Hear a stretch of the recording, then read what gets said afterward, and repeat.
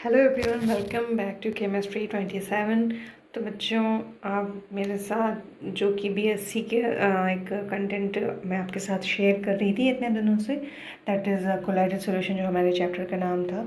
तो आज उसका एक बहुत ही इम्पॉर्टेंट और बहुत ही यूज़फुल टॉपिक आपके सामने मैं शेयर कर रही हूँ आपके साथ। मेरी स्क्रीन पर आप देख रहे हैं प्यूरिफिकेशन ऑफ कोलाइडल सॉल्यूशन लिखा हुआ है यहाँ पे।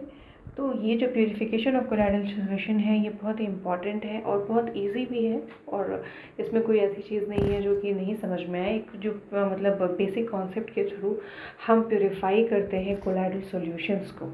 देखिए बच्चों, जो कोलाइडल सॉल्यूशन बनता है, तो जो प्यूरिफिकेशन की आप बात करेंगे, तो प्यूरिफिकेशन का मतलब उसमें जो हमें चाहिए होता है उसके अलावा और भी बहुत सी चीज़ें होती हैं। ठीक है, तो जैसे अगर मड आप देख रहे हैं, मिट्टी, ठीक है, तो वो तो अपने आप में ही एक इम्प्योर फॉर्म है, लेकिन वो एक कोलाइडल सॉल्यूशन है। लेकिन होता क्या है कि जब आप कोलाइडल सॉल्यूशन बनाते हैं तो उसके साथ कुछ अनवांटेड चीज़ें लाइक इलेक्ट्रोलाइट्स, जिसको आप क्रिस्टोलाइट्स भी कह सकते हैं, वो फॉर्म हो जाते हैं। यानी कि ट्रू सॉल्यूशन और कोलाइडल सॉल्यूशन साथ में बन जाए अगर, तब क्या करेंगे? तो हम बेसिकली करते ये हैं कि हम डिफरेंट प्रोसेसेस के थ्रू कोलाइडल सॉल्यूशन को सेपरेट करते हैं। ठीक है, तो हमने यहाँ पर मैं जो भी चीज़ें आपको यहाँ पे समझाऊंगी, इसमें सबसे पहली, इसमें जो आपकी 4 मेथड्स हैं, उनमें सबसे पहला मेथड डायलिसिस का है, जो कि हमारे मेडिकल एप्लीकेशन में बहुत ज़्यादा इम्पोर्टेंस रखता है। आजकल बहुत कॉमन हो चुकी है जो ये प्रोसेस है डायलिसिस की। हर कि 10 में से एक फैमिली में लोगों को इसकी नीड पड़ती है। तो हम सबको इसके बारे में जानना बहुत ज़रूरी है। ठीक है, तो चलिए हम स्टार्ट करते हैं तो इन सारी प्रोसेस के बारे में, और फिर देखते हैं कि किस किस तरीके से हम प्योरीफाई कर सकते हैं कोलाइडल सॉल्यूशन को। तो बच्चों, यहाँ पे जो सबसे पहली प्रोसेस लिखी है डायलिसिस, उसकी जो डेफिनेशन आप देखेंगे तो वो डेफिनेशन में लिखा हुआ है, the process of separating the particles of colloid from those of crystalloids, यानी कि जो और क्रिस्टोलाइट फॉर्म हो गए हैं, by means of diffusion through a suitable membrane is called dialysis. This is the definition of dialysis. मैं इसको explain कर देती हूँ कि ये जो बेसिकली प्रोसेस है, ये बेस्ड है डिफ्यूजन के मेथड के ऊपर। ठीक है, और इसमें एक डायग्राम के थ्रू मैं आपको समझाने की कोशिश करूँगी। तो जो पर्चमेंट पेपर है, पर्चमेंट और सुटेबल मेम्ब्रेन का मतलब यहाँ पे हमने पर्चमेंट पेपर लिया हुआ है, उससे हम पास आउट कराते हैं किसको, हमारा जो सॉल्व बना हुआ है, यानी कि कोलाइडल सॉल्यूशन है। हम कोलाइडल सॉल्यूशन को उसके अंदर रखकर और इस प्रोसेस को जो भी इसमें मेथड होते हैं अप्लाई करते हैं। अप्लाई करने के बाद क्या होता है कि कोलाइडल सॉल्यूशन की एक खासियत ये है कि देखिए यहाँ पे सेकंड पॉइंट में मेंशन किया हुआ है कि its principle is based upon the fact that colloidal particles cannot pass through parchment paper or cellophane membrane while the ions of electrolyte can pass through it। तो बहुत ही सिंपल है, यहाँ पे इसने खुद अपने आप में एक्सप्लेन कर दिया है कि जो प्रिंसिपल है वो बेस्ड है कि कोलाइडल पार्टिकल्स जहाँ का तहाँ रहेगा, लेकिन जो उसमें से अनवांटेड चीज़ें हैं, दैट इज क्रिस्टोलाइट्स, जो वो हमारे इलेक्ट्रोलाइट्स के आयंस हैं, वो बाहर निकल जाएंगे। तो हमारा अंदर जो हमारा वांटेड मटेरियल था वो रह गया, और जो अनवांटेड मटेरियल था हमने उसको बाहर कर दिया। उसके बाद बताया है कि the impurity slowly diffuse out a bag leaving behind pure colloidal solution. तो यहाँ पे मैं आपको एक्सप्लेन कर रही हूँ लाइन बाय लाइन, फिर इसके बाद मैं आपको डायग्राम के थ्रू भी समझाऊंगी। तो ये जो प्रोसेस है धीरे धीरे होती रहती है, स्लोली होती रहती है, और इसमें हम वाटर का इस्तेमाल करते हैं। तो वाटर जो है, वाटर में वो इलेक्ट्रोलाइट्स आते हैं, और फिर एक तरफ से वाटर आ रहा होता है और एक तरफ से वाटर जा रहा होता है, और उसमें क्या होता है कि जो इलेक्ट्रोलाइट्स होते हैं रिमूव होते रहते हैं, वरना वाटर उसकी कंसनट्रेशन जो है वो बढ़ती चली जाएगी। फिर उसके बाद इसके अंदर जो नेक्स्ट पॉइंट है आपका, जो the distil water is change frequently to avoid accumulation of crystalloid, जो कि मैंने अभी बोला। अगर आप इस पानी को बार बार चेंज नहीं करेंगे तो वो अक्यूमुलेट हो जाएंगे क्रिस्टोलाइट्स, और वो दूसरी तरह से इस पूरे सिस्टम को डिस्टर्ब करने की कोशिश करेंगे।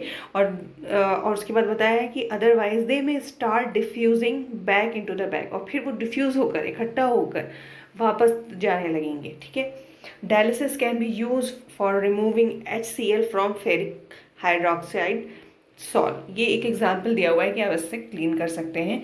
तो चलिए हम डायग्राम से अब समझते हैं कि डायग्राम के थ्रू हम किस तरह से इसको एक्सप्लेन कर सकते हैं, और डायग्राम से होप सो आपको बहुत अच्छे से समझ में आ जाएगा। ओके गाइस, तो आप मेरे स्क्रीन पर देख रहे हैं ये जो डायग्राम है, ये डायलिसिस प्रोसेस का डायग्राम है, जिसमें ये बताया जा रहा है कि हमने एक सिस्टम बना के रखा हुआ है, जिस सिस्टम में हमने सॉल्ट पार्टिकल्स डाले हुए हैं एक डायलिसिस बैग में। ऊपर की तरफ लिखा हुआ है, मेंशन किया हुआ है डायलिसिस बैग। और ये जो डायलिसिस बैग है, ये इसके अंदर सॉल्ट पार्टिकल्स डाल दिया है। और ये जो हैंग है, ये हैंग है ऐसे सिस्टम में जिसमें से पानी एक तरफ से अंदर आ रहा है और एक तरफ से बाहर जा रहा है।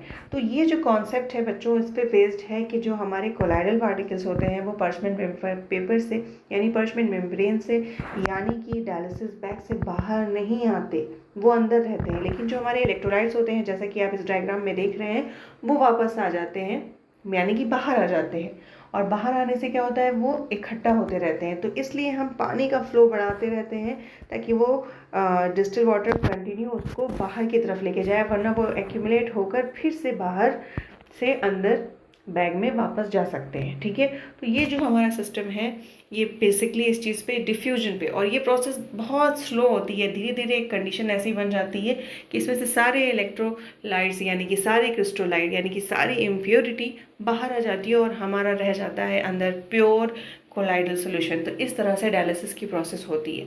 इसका एक घर में बहुत अच्छा एग्जाम्पल है। जैसे मान लीजिए कि आपने ये जो है मिल्क ले लिया, ठीक है, ये मिल्क है।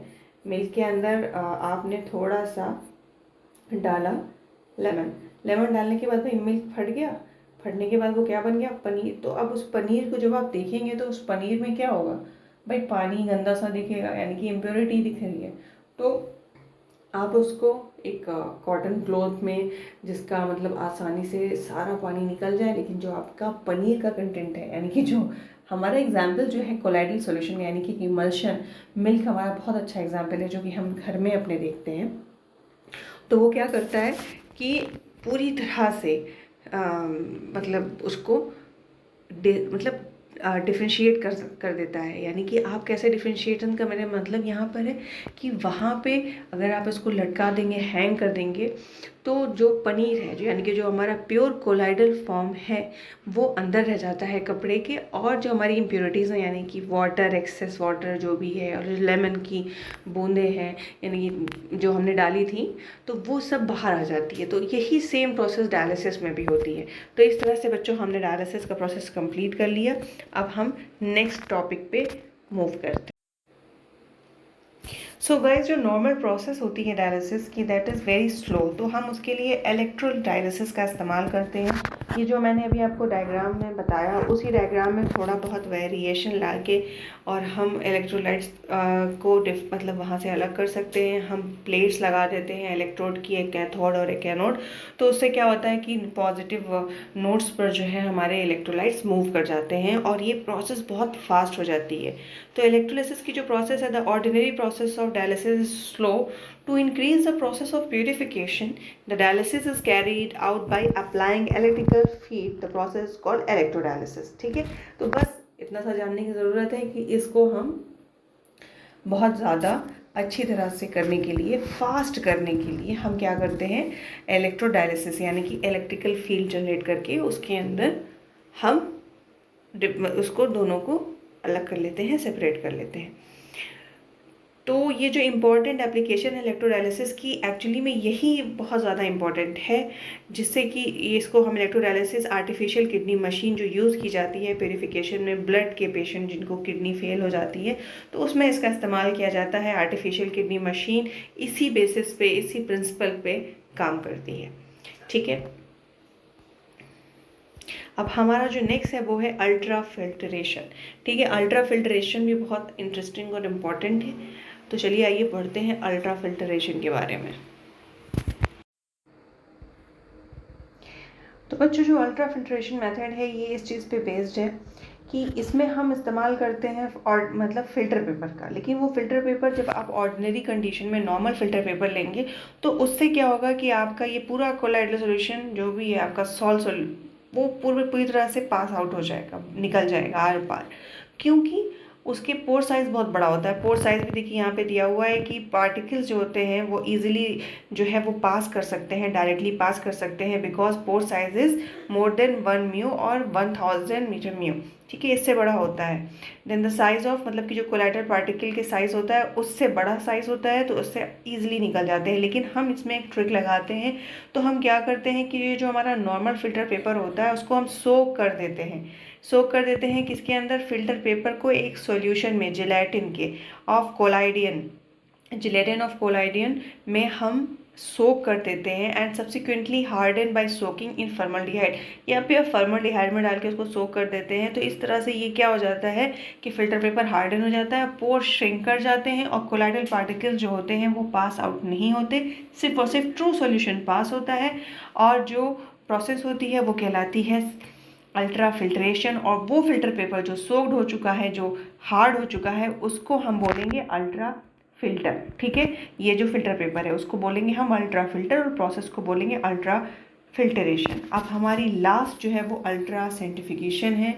इसमें क्या होता है, जो सॉल्ट पार्टिकल होते हैं prevent from settling out under the action of gravity by kinetic impact of molecule, यानी कि यहाँ पर हम उसको सेटल डाउन नहीं होने देते हैं सॉल्ट पार्टिकल को, उसको हम प्रिवेंट करते हैं। कि कैसे प्रिवेंट करते हैं?